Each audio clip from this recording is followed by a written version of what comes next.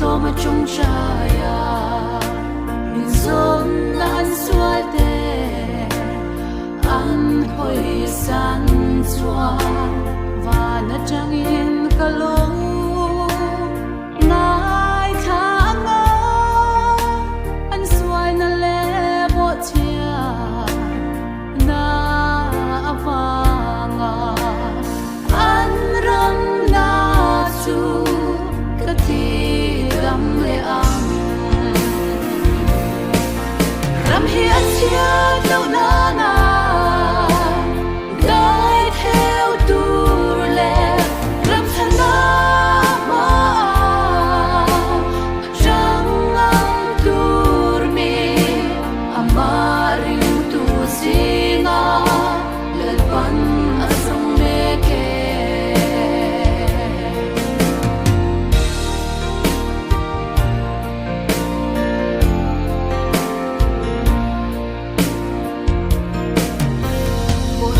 na avanga kan zoram naglahi tigam malo om le hey na turwa kan sual te simba ingai to ma trong chain ho ulal pa te na ikir le am u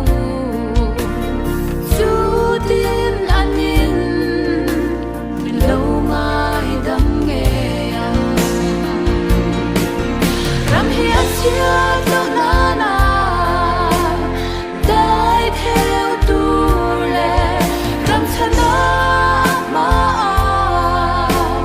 jang am tur mi amaring tu singa le wan asam me ke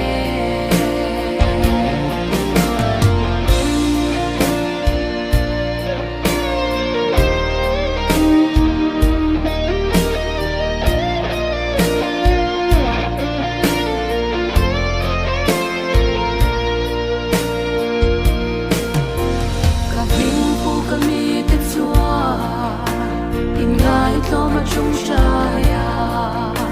min zon lan sual te